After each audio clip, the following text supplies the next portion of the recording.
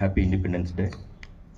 ಇವತ್ತು independence day ಅಂದರೆ this is the second independence day ಅನ್ಸುತ್ತೆ ನಾವಿಲ್ಲಿ ನಡೆಸ್ತಾ ಇರೋದು, ಈ ಕೋಲಾರದ ಸೆಕೆಂಡ್ ಇಂಡಿಪೆಂಡೆನ್ಸ್ ಡೇ. ಸೊ ವರ್ಷ ನಾವೇನು ಇಂಡಿಪೆಂಡೆನ್ಸ್ ಡೇ ನಡೆಸ್ತಾ ಇದ್ದೀವಿ ಅದ್ರ ಕ್ವಾಲಿಟಿನ ನಾವು ಹೆಚ್ಚು ಮಾಡ್ಕೊಂಡೇ ಬರ್ತಾ ಇದ್ದೀವಿ. ಇದೇ ರೀತಿ ನಾವುಗಳು ಮುಂದೆ ಬರ್ತಕ್ಕಂಥ ದಿನಗಳನ್ನು ರಾಷ್ಟ್ರೀಯ ಹಬ್ಬಗಳನ್ನ ಅತಿ ಶಿಸ್ತಿನಿಂದ ಮತ್ತು ಸಂಭ್ರಮದಿಂದ ಆಚರಿಸ್ಕೊಳ್ಳೋಣ ಮುಂದಿನ ದಿನಗಳಲ್ಲೂ. ಈಗ ಸ್ವಾತಂತ್ರ್ಯ ದಿನಾಚರಣೆ ಬರೀ ಆಚರಣೆಗೆ ಮಾತ್ರ ಸೀಮಿತವಾಗಿರಬಾರ್ದು. ನಾನು ಪ್ರತಿ ಸಾರಿ ಅದನ್ನೇ ಹೇಳ್ತೀನಿ, ನಮ್ಮ ಸಿಬ್ಬಂದಿಗಾಗಲಿ ನಮ್ಮ ಆಫೀಸ್ ಸ್ಟಾಫ್ಗಾಗಲಿ ಪ್ರತಿಯೊಬ್ಬರಿಗೂ ಅದೊಂದು ಆಚರಣೆಗೆ ಮಾತ್ರ ಸೀಮಿತವಾಗಿರದೇ ನಾವು ಸ್ವಾತಂತ್ರ್ಯಕ್ಕೋಸ್ಕರ ಯಾರ್ಯಾರು ಹೋರಾಟ ಮಾಡಿದ್ರು ಮಹನೀಯರು ಅವ್ರಿಗನ್ನೆಲ್ಲ ನೆನೆಸ್ಕೊಂಡು ಇಲ್ಲಿರ್ತಕ್ಕಂಥವ್ರೆಲ್ಲರೂ ನಾವೆಲ್ಲರೂ KS ಓದಿರೋರೇನೆ, ಆಲ್ಮೋಸ್ಟ್ ಎಲ್ಲ ಈವನ್ ಕಾನ್ಸ್ಟೇಬಲ್ಸು ಕೆಲವರು KS ಟ್ರೈ ಮಾಡಿ ಬಿಟ್ಟಿರೋರೇನೆ. ಸೊ ಹಿಸ್ಟ್ರಿ ಎಲ್ಲ ಓದಿರ್ತೀವಿ ನಾವು. ಸೊ ಹಿಸ್ಟ್ರಿ ಓದೋಬೇಕಾದ್ರೆ ನಮಗೆಲ್ಲ ತಿಳ್ಕೊಂಡಿರ್ತೀವಿ ಯಾರ್ಯಾರು ಏನೇನು ಮಾಡಿದ್ದಾರೆ, ಯಾರ್ಯಾರು ಸ್ಯಾಕ್ರಿಫೈಸಸ್ ಮಾಡಿದ್ದಾರೆ, ಯಾರು ಯಾವ ಟೈಮ್ನಲ್ಲಿ ಹೇಗೆ ನಮ್ಮ ದೇಶನ, ಈ ಭೂಮಿನ, ಈ ನೆಲನ, ಈ ಜಲನ ಕಾಪಾಡೋದಕ್ಕೋಸ್ಕರ ಯಾವ್ಯಾವ ರೀತಿ ತ್ಯಾಗ ಮಾಡಿದ್ದಾರೆ ಅನ್ನೋದ್ರ ಬಗ್ಗೆ ನಮ್ಗೆಲ್ಲರಿಗೂ ಮಾಹಿತಿ ಇದೆ.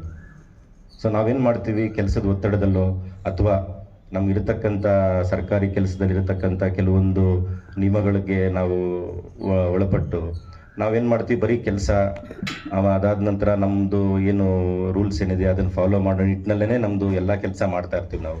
ನಾನು ಪ್ರತಿ ಸಾರಿ ಈವನ್ ರಿಪಬ್ಲಿಕ್ ಡೇ ದಿವಸನೂ ಅದನ್ನೇ ಹೇಳ್ತೀನಿ, ಇಂಡಿಪೆಂಡೆನ್ಸ್ ಡೇನೂ ಅದನ್ನೇ ಹೇಳ್ತೀನಿ.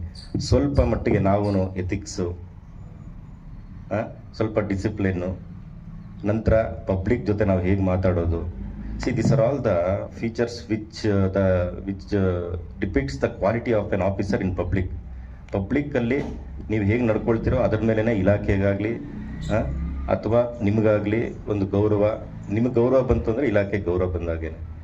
ಸೊ ಇದೆಲ್ಲ ಏನು ಅಂತಂದರೆ this are all the gifts which we can give to the freedom fighters. ನಾವು ಎಕ್ಸೈಸ್ನಲ್ಲಿ ಇದ್ಕೊಂಡು ಯೂನಿಫಾರ್ಮ್ಡ್ ಆಫೀಸರ್ಸ್ ಇದ್ಕೊಂಡು ನಾವು ಪಬ್ಲಿಕ್ ಜೊತೆ ಹೇಗೆ ನಡ್ಕೊಳ್ತೀವಿ ಅನ್ನೋದ್ರ ಮೇಲೇ ನಾವು ಕೃತಜ್ಞತೆ ಸಲ್ಲಿಸುವಂಥ ರೀತಿ ಅದೇ ಅಂತ ನನ್ನ ಭಾವನೆ.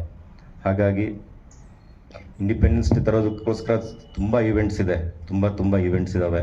ಅದರಲ್ಲಿ ಕೆಲವೊಂದು ನೆನಪಿಸ್ಕೊಳ್ಬೇಕು ಅಂತಂದರೆ ಜಲಿಯನ್ ವಾಲಾ ಬಾಗ್ ಆಗಿರ್ಬೋದು.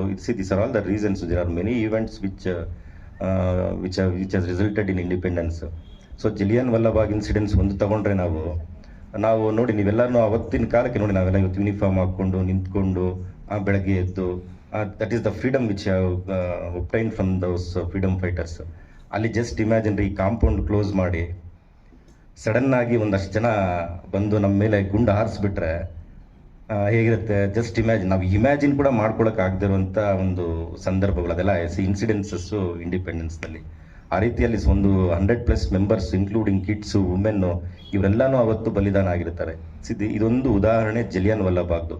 ಈ ರೀತಿ ಸಾಕಷ್ಟು ಉದಾಹರಣೆಗಳಿದ್ದಾವೆ ಎಲ್ಲಿ ನಮ್ಮ ಸ್ವಾತಂತ್ರ್ಯ ಹೋರಾಟಗಾರರು ಆವತ್ತಿನ ಕಾಲದಲ್ಲಿ ನಮ್ಮ ದೇಶನ ಬ್ರಿಟಿಷರ್ಸಿಂದ ಅವರ ಒಂದು ಕಪಿಮುಷ್ಟಿಯಿಂದ ನಮ್ಮನ್ನು ಫ್ರೀಡಮ್ ಕೊಡಿಸ್ಬೇಕು ಅಂತ ಬಹಳಷ್ಟು ಶ್ರಮಪಟ್ಟರು ಆಗಿನ ಕಾಲಕ್ಕೆ. ಸೊ ಅದೇ ನಿಟ್ಟಿನಲ್ಲಿ ನಾವುಗಳೀಗ ಫ್ರೀಡಮ್ ಸಿಕ್ಕಿದ ಮೇಲೆ ಏನು ಮಾಡಬೇಕು ಅನ್ನೋದನ್ನು ನಾವೆಲ್ಲನೂ ವೈಯಕ್ತಿಕವಾಗಿ ನಮ್ಮ ಈವನ್ ಪರ್ಸ್ನಲ್ ಲೈಫ್ನಲ್ಲಾಗಿರಲಿ ಮತ್ತು ನಮ್ಮ ಒಂದು ಪ್ರೊಫೆಷನಲ್ ಆಗಲಿ ಅದನ್ನೆಲ್ಲ ಅಳವಡಿಸ್ಕೊಂಡು ಹೋಗಬೇಕು.